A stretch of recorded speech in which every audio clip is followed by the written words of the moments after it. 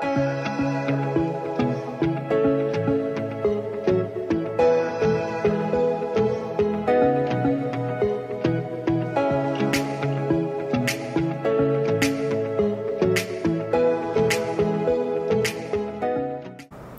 arkadaşlar. Bugün matematik dersiyle 9. sınıfın matematik dersiyle beraberiz.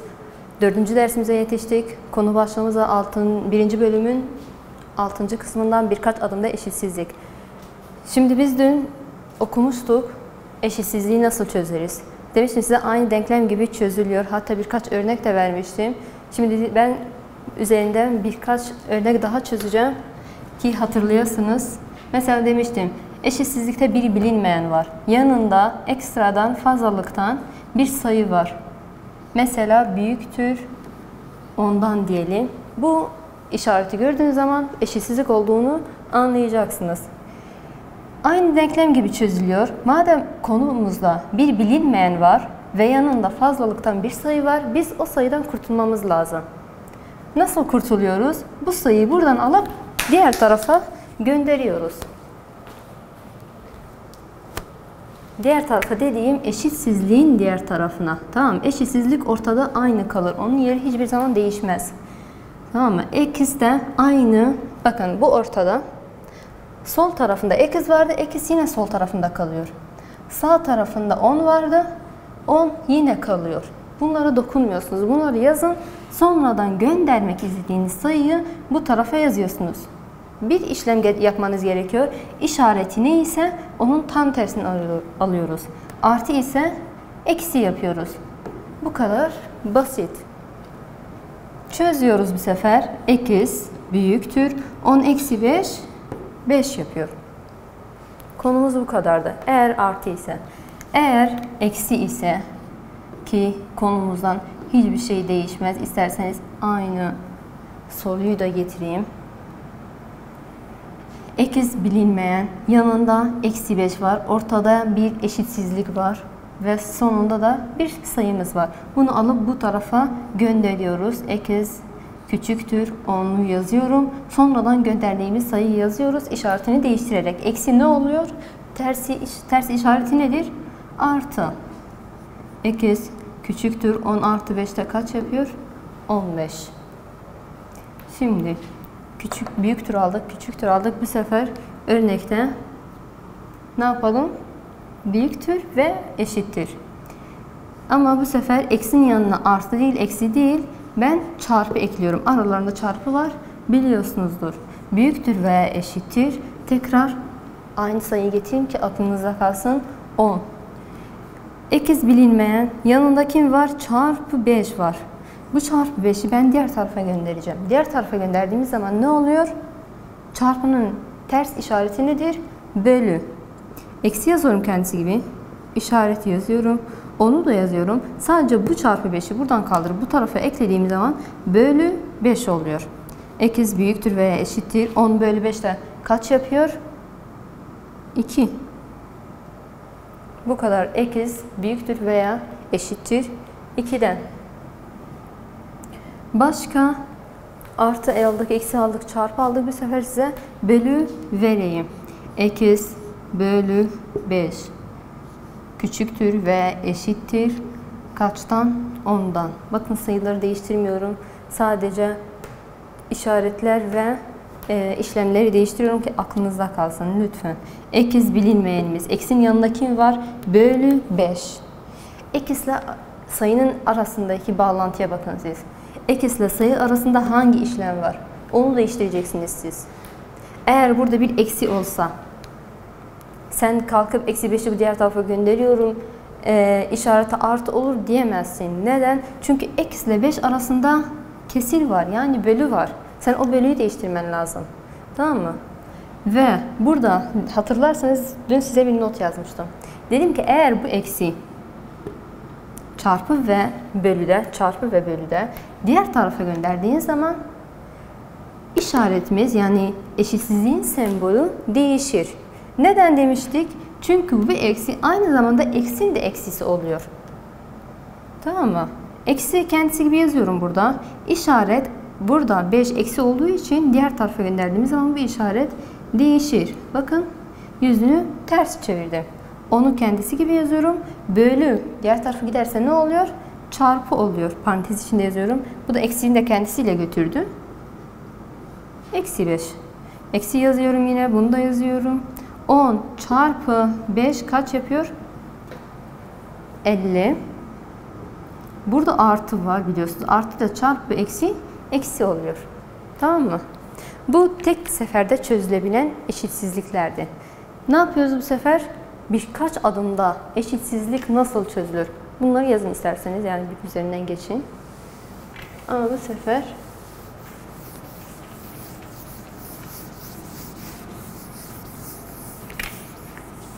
birkaç adımda, yani soruda bir işlemden daha fazla işlemler bulunmakta. Onlardan örnek bize vermiş sayfa 26'da. Örneği yazayım ben size.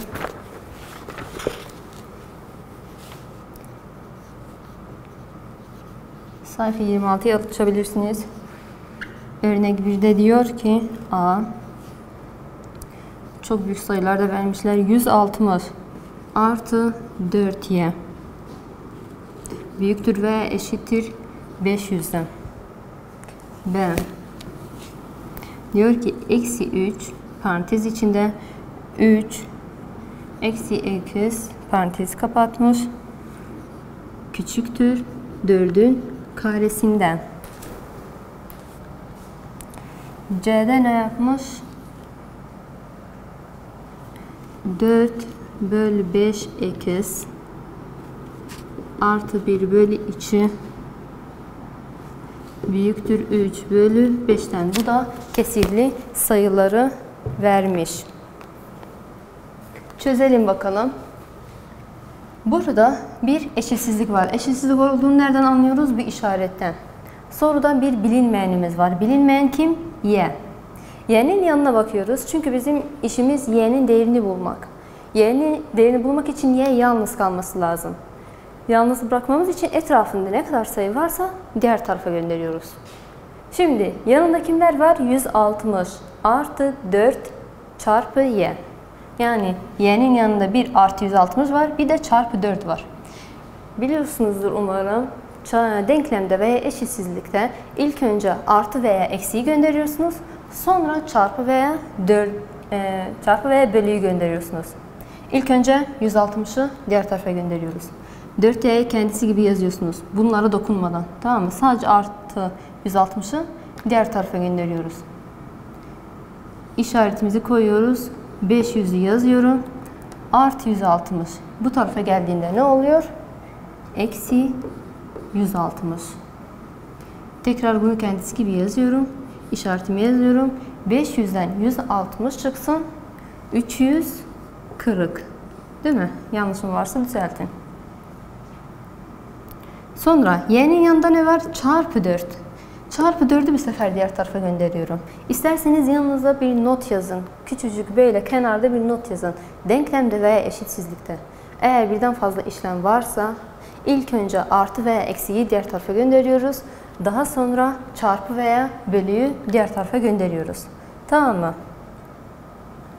Bu notu yanınıza yazın. Çarpı 4'ü diğer tarafa gönderdiğim zaman ne oluyor? İşaret ters çeviriyoruz ya. Çarpı ne oluyor? Bölü. Ama ilk önce ev sahibini bizim yazmamız lazım. Ev sahibi kim? 340. Bu buraya geldiği zaman bölü 4 oluyor. Bölelim bakalım.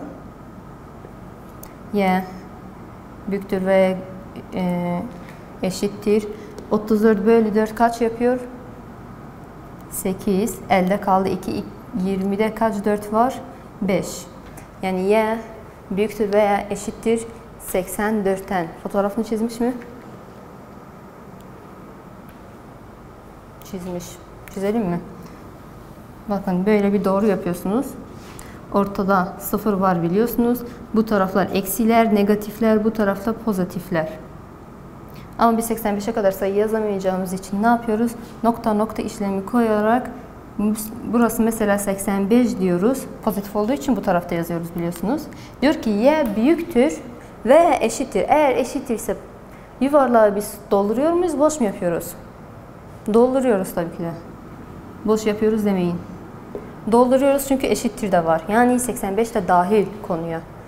Büyüktür, y büyüktür. Büyüktür dediği zaman ne taraf oluyor? Sağ taraf. Tamam mı? Bunları kapsıyor. Böyle devam ediyor. Bunlar hepsi y'nin değeri olur. Gelelim b'ye. B'de ne var? Konumuzda bu sefer parantez var. Şimdi bizim bu işlemi çözmemiz için parantez yanındaki sayıyı ya direkt diğer tarafa göndereceğiz ya da ilk önce parantez içine çarpıp sonra işlemlerimizi yapacağız. Ben hemen bakıyorum. Eğer 3'ü ben diğer tarafa gönderirsem 4 var. Arada çarpı var. Bu tarafa gönderirsem bölü olur değil mi? 4'ü bölü 3 olur mu? Olmaz. Yani bölünmez. Niye kendimi virgüllerle, ondalıklarla uğraştırayım? Hemen parantez içine çarpacağım. Parantez içine nasıl çarpı? İlk önce birinci terime çarpıyorsunuz. Sonra ikinci terime. Eksi 3 çarpı 3 eksi 9. Eksi 3 çarpı eksi 8 eksi çarpı eksi artı oluyor biliyorsunuz. 3 çarpı eksi burada gizli bir var. 3 çarpı 1 de 3 olduğu için eksi de kendisi gibi yazdım. Küçüktür. 4'ün karesi 4 çarpı 4 16. Hemen de yazalım. Şimdi burada eksinin yanında 1 çarpı 3 var. Bir de eksi 9 var. İlk önce hangisini diğer tarafa göndereceğiz? Size not yazmıştım. İlk önce artılar ve eksiler. Burada eksi 9 var. Eksi 9'u ben diğer tarafa göndereceğim. 3 eksi kendisi gibi yazıyorum. Küçüktür 16. Eksi 9 bu tarafa geldiği zaman artı 9 oluyor. 3 eksi tekrar yazıyorum. Küçüktür 16'dan 9 artı 9 pardon kaç yapıyor? 25. Eksi yazıyorum yine. Bu sefer yanında kim var? Çarpı 3 var. Çarpı 3 diğer tarafa gittiği zaman bölü oluyor. 25 bölü 3 yapıyoruz. 25 bölü 3 kaç oluyor? 8,3. Tamam mı? Doğru mu çıkardık diye bir kontrol edelim. Bu kesirli şekilde yazmış. Pointli şekilde de yazarsanız hiçbir fark etmez. Tamam mı? 25 bölü 3 kaç yapıyor? 8. Elde kaldı 1. Birinin yanına 0 koyduğum zaman. Yani siz uzun bölmeyle yapabilirsiniz. 8,3 çıkıyor. Resmini yapayım size. 0, eksi 1, eksi 2 burası 1, pozitif 2. Mesela burası 8, burası 9. Diyor ki 8,3. Bu point'tan sonraki bu aralardaki küçük küçük sayılar olur. Biliyorsunuz arada 10 tane küçük sayı bulunuyor. Küçük çizgiler bulunuyor. Onlar da sayılıyor. 8 burası ise point 3'te kaç? 1, 2, 3 adım sayın. Burasını yapın. Dolduruyor muyuz? Boşaltıyor muyuz? Boş tutuyoruz çünkü eşittir yok. Burası oluyor. Peki diyor ki x küçüktür. Küçüktür dediği zaman hemen sol tarafa çevirin yüzünü. Tamam. Gelelim kesirli olan bir sonraki sorumuza. Bilinmeyenimiz x. Yanında bir tane çarpılı kesir var, bir tane artılı kesir var. İlk önce hangisini gönderiyorum? Artıyı tabii. Artı 1 bölü 2 diğer tarafa gönderelim. Bunları kendisi gibi yazalım. İşaret ev sahibi. Artı 1 bölü 2 diğer tarafa gönderdiğim zaman artı eksi olur. 1 bölü 2. Bunu çözelim. Bunu nasıl çözüyoruz? Kesiri bizim paydaları eşitlememiz lazım artı veya eksi işleminde. Bunu buna çarpıyorum. 2'ye çarpıyoruz. Bu alt üstünde bunun paydasına. Bunun da paydasını bunun ikisine çarpıyoruz. 4 bölü 5 eksi kendisi gibi yazıyorum. Bunlara dokunmuyoruz. Daha bunları çözüyoruz. Tamam. 5 çarpı 2 kaç yapıyor? 10. Eksi 10 yapıyor bu da. 3 çarpı 2 6. 1 çarpı 5 de 5 yapıyor. Yine bunları kendisi gibi yazın. Bakın eşitsizliği çözerken ya da denklemi çözerken hiçbir zaman aynı hizada yazmayın, tamam mı? Hep alt alta yazın. Aynı hizada yazarsanız hoca böyle kocaman bir sıfır verir size. Daima alt alta yazmaya özen gösterin. Paydalar eşit olduğu için bir sefer yazacaksın. 6 eksi 5 1. Kaldı burada eksinin yanındaki çarpı 4 bölü 5. Hatırlıyor musunuz? Örnekte size çözmüştüm. Dedim eğer bilinmeyenin yanında çarpı kesir var ise kesiri komple diğer tarafa gönderin ama ters çevirin. Değil mi? Hatırlıyor musunuz? Hatırlayın yani. Başka çareniz yok. 1 bölü 10 kendisi gibi yazıyoruz. Çarpı 4 bölü 5'i diğer tarafa gönderiyorum. Aynı çarpı kalır ama kesiri ters döner. 5 bölü 4 olur. Ekiz büyüktür. Çarpı da direkt herkes pay payla payda payla ile çarpılıyor biliyorsunuzdur. 1 çarpı 5 5 oluyor. 10 çarpı 4 de 40 oluyor diye düşünüyorum değil mi? 5 bölü 40 olur mu? Senin 5 dinarın varsa 40 kişiye bölebilir misiniz? Bölemezsiniz. Ama sadeleştirebilirsiniz. 5'i 5 ile sadeleşin. 40 da 5 ile sadeleşiyor. 5 bölü 5 1 oluyor. 40 bölü 5 de 8 oluyor. Sonucumuz 1 bölü 8. Anlaşıldı mı? Umarım anlaşılmıştır. Çünkü bir sonraki örneğe geçiyorum ben. Yazın bunları. Yazın siliyorum.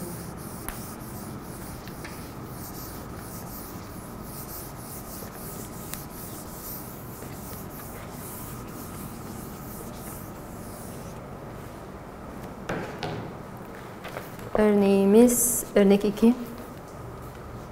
Tek bir örnek var, evet. 6 parantez içinde 1 eksi ekes küçüktür 3 ekisten.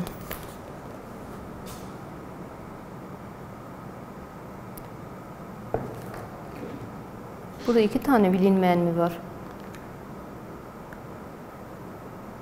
9 ekis mi olmuş? Soru yanlış, tamam mı? 3 ekiz değil. Bir tane var diye tahmin ediyorum. Soruda yanlışlık olmalı. Yok değil, pardon. 2 tane var. 2 tane bilinmeyen var, tamam. 6 yine parantez içinde 1 eksi ekis var. Küçüktür 3 ekisten. Ne yapıyoruz? İlk önce bunu parantez içine çarpıyoruz. Yine az önce çözdüğümüz gibi. 1 çarpı 6 6. 6 çarpı ekis eksi 6 ekis küçüktür 3 ekisten. Şimdi burada 2 tane bilinmeyen var. Bu da geçen sene okuduğumuz konulardan biri. Eğer 2 tane bilinmeyen varsa onları ne yapıyoruz? Birbiri yanına getiriyoruz. Onları tek bir sayı haline getirmek için. Yani toplama veya çıkarmak için. Peki hangisini hangisi yanına getireyim? Eksi 6 eksi mi bu diğer tarafa göndereyim? 3 eksi mi buraya getireyim? Ne yapıyoruz? Küçük olan sayıyı büyük olan sayı yanına götürüyoruz. Burada eksi 6 var. Burada 3 var. Hangisi daha küçük? Eksi 6 değil mi?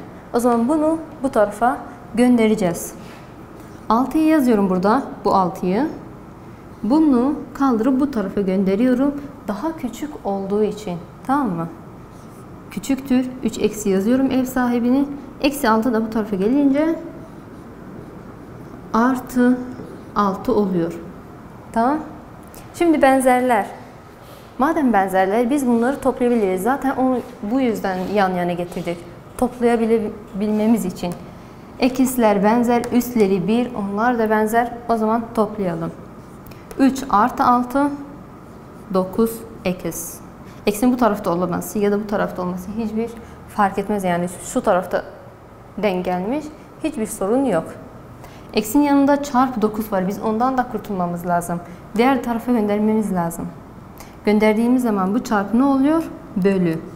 6 bölü 9 küçüktür ekisten. 6 ile 9. 6 bölü 9 oluyor mu? Olmaz. Ama sadeleşebilir.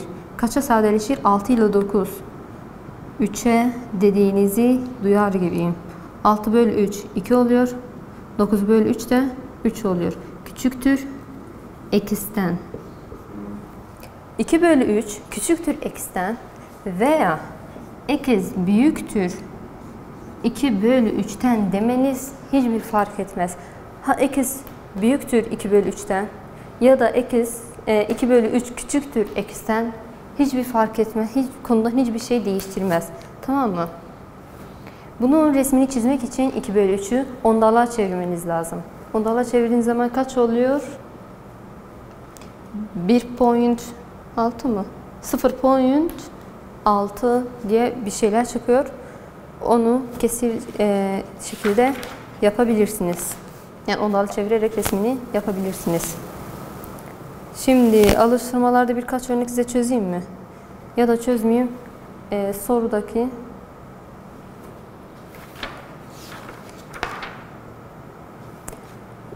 kutucuktaki soruyu ben size çözeyim. Yani biraz eliniz alışsın. Siz bu alıştırmaların hepsini çözmeniz lazım. Neden? Eliniz alışması için eşitsizlikte, denklemde ne kadar soru çözerseniz o kadar az.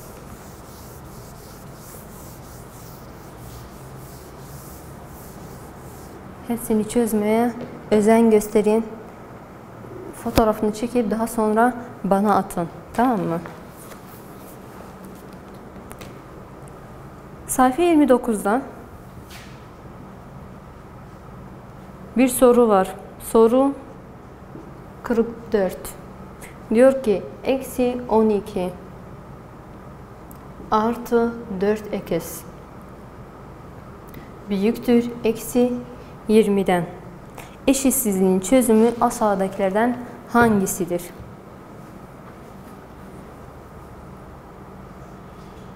Eksi 12 artı 4x büyüktür eksi 20'den. Bilinmeyen x yanında bir kere eksi 12 var, bir de çarpı 4 var. İlk önce artı veya eksi diğer tarafa gelecek demiştim. İlk önce bunu ben diğer tarafa gönderiyorum. 4x kendisi gibi yazacak. Hani dersiniz hocam 12 ile x arasında artı var. Neden biz bunu sayıyoruz? Diyecekseniz bu artı 4'ün artısı. Artı 4x diyorsun sen. Ama 12 için eksi 12 diyorsun. Tamam mı? O çarpı işlemi farklı. Orada sembolleri eksi. Kendi sembollerini kendisiyle götürüyor. Ama arada çarpı vardı diğer konuda. İşaret değişen konuda. Ama burada bu işlem. Tamam mı? Aralarında eksi var. Ne 4x büyüktür eksi 20. Eksi 12 bu tarafa geldiği için artı 12 olur. Renkli kalemle çizeyim mi size? Eksi 12. Buradan alıp buraya getirdim. Artı 12 olur. Bakın bunları kendisi gibi yazın. Hiç dokunmayın, tamam mı? Ev sahibini ilk önce yazın. Gönderdiğiniz sayıyı sonradan yazın. İlk önce bunu çözelim. 4x büyüktür. Eksi ile artı ne oluyor? Çıkarıyoruz ama büyük sayının işaretini alır. 20'den 12 çıksın. 8 kalıyor. Sonra çarpı 4'ü diğer tarafı gönderdiğim zaman bölü olur. X büyüktür. Eksi 8'i yazıyorum. Çarpı 4 olduğu için bölü 4 olur. X büyüktür yine. X eksiyle bunun da artısı var. Eksiyle artı eksi oluyor. 8 bölü 4 de 2 oluyor. Resmini çizecek olursak bakalım seçmelerde ama hangisi? A diyor x büyüktür 2'den. X büyüktür 2'den ama burada eksi var. Eksimiz var. B diyor ki x küçüktür eksi 2'den değil. X büyüktür veya eşittir eksi 2'den değil. X büyüktür eksi 2'den. Cevap D. Tamam mı? D'yi seçeceksiniz. Ama siz bilin diye ben onun resmini de çiziyorum. 0, 1, 2 dersek buraya. Eksi 1, eksi 2 dersek buraya. Ne diyoruz? X büyüktür eksi 2'den. X büyüktür dediğimiz için ne oluyor? Sol taraf oluyor ama ilk önce bunu boz bir yuvarlak yapacağız. X büyüktür de dediği için sağ tarafa işaretliyoruz. Bu soruyu da çözdüğümüze göre alıştırmaları dediğim gibi siz çözüyorsunuz. Fotoğraflarını çekip ne kadar çözelim derseniz hepsini çözersiniz daha iyi. Çünkü siz bu konuları çok iyi okumanız gerekiyor. Gelecek derste aynı şekilde eşitsizlik üzerine yürüyeceğiz. Gelecek derste görüşmek üzere. Hoşça kalın.